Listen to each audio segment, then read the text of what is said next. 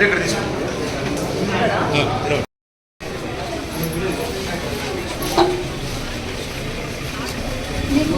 ఉందా చేయండి మొబైల్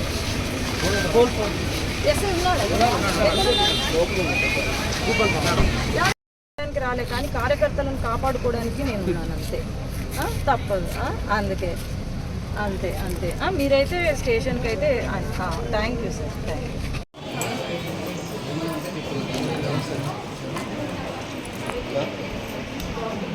జరగమను పెద్దకు సార్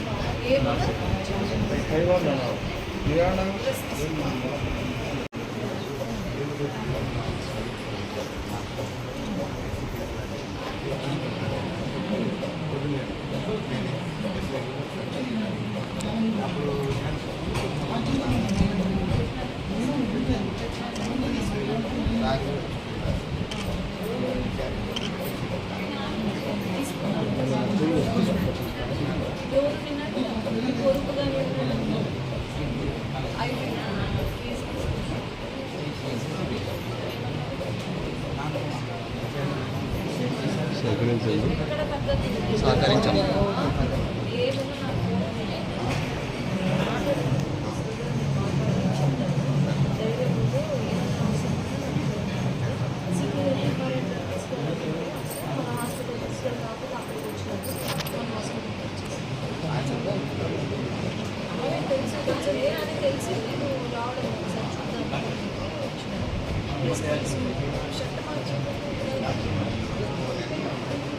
సార్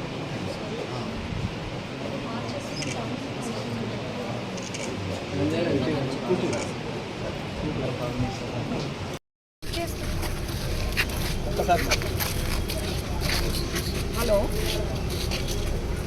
నమస్తే సార్. ఇప్పుడు ఇది ఏం చేద్దామంటారు సార్? వాళ్ళేమో ఇంట్లో బాగున్నారంట. ఈ పరమేశ్వర్ రెడ్డి కొడుకు ఆయన సంగతి చూసారా మీరు? ఎట్లా ఉందో పాపం ఆయనకు హెడ్ ఇంజురీ. ఈ వైసీపీ వాళ్ళు ఏం చేస్తారో కూడా తెలుసులేండి సార్. ఏమి వాళ్ళు కొట్టుకొని చూడలేదా గుల్కరాయి దాడి? మేము మొన్న ఇదే ఉంటుంది వాళ్ళ సంగతి. లేదు మీరు వాళ్ళను అరెస్ట్ చేయాల్సిందే, యాక్షన్ తీసుకోవాల్సిందే. లేదంటే మేము స్టేషన్ ముందు వచ్చి ధర్నా చేస్తాం. చూడండి ఖచ్చితంగా మాకు ఎలక్షన్ కోడ్తో సంబంధం లేదు. చూడండి మా కార్యకర్తలను కనుక ఇట్లా చేస్తే వైసీపీ వాళ్ళు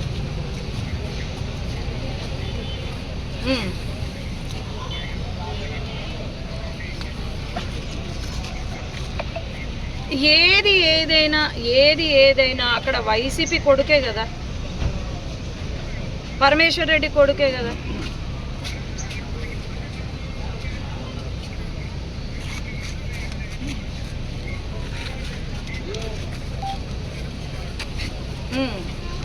అవును అవును అవును అది తెలిసే మీకు చెప్తున్నాను ఈరోజు.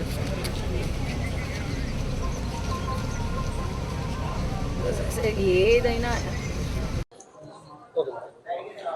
అందరికీ నమస్కారం.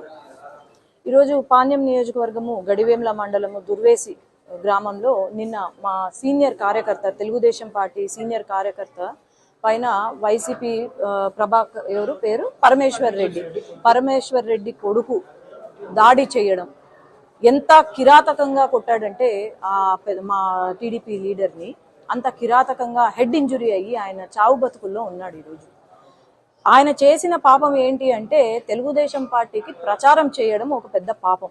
వీళ్ళ దీంట్లో అసలు ప్రచారం చెయ్యొద్దు అని చెప్పి వచ్చి కొట్టడము, తల పగులు కొట్టడము అనేది ఎంతవరకు కరెక్ట్? ఈరోజు ఓటమి భయంతో వీళ్ళు అందరిపైన దాడి చేయడము, దళితులపైన, ముఖ్యంగా దళితులపైన దాడి చేయడం అనేది ఇది క్షమించరాని నేరం. ఎందుకంటే ప్రతిరోజు చూస్తున్నాం మా ప్రచారంలో, ప్రతిరోజు దాడులు జరుగుతున్నాయి. ముఖ్యంగా వైసీపీ ఎమ్మెల్యే భార్య కూడా ఆఖరికి దళితులు కనిపిస్తే చెప్పుతో కొడతాను నిన్ను అని అన్నారంట. మొన్న ఆ మాట అన్నారంట. అంటే దళితులు అంటే ఇంత చులకన నా వీళ్ళకు?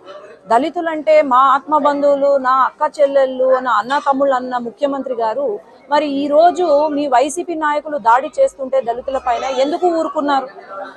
దళితులకు 5 సంవత్సరాలుగా మీరు ఏమీ చేయలేదు.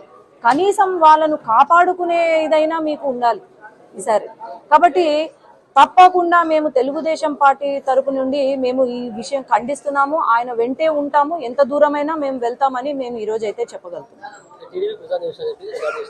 అవును, టీడీపీ ప్రచారం ముగించుకొని వెళ్తూ ఉంటే ఎందుకు చేసినావు అని చెప్పి దాడి చేయడం అతని పైన, ఇది ఎంతవరకు కరెక్ట్?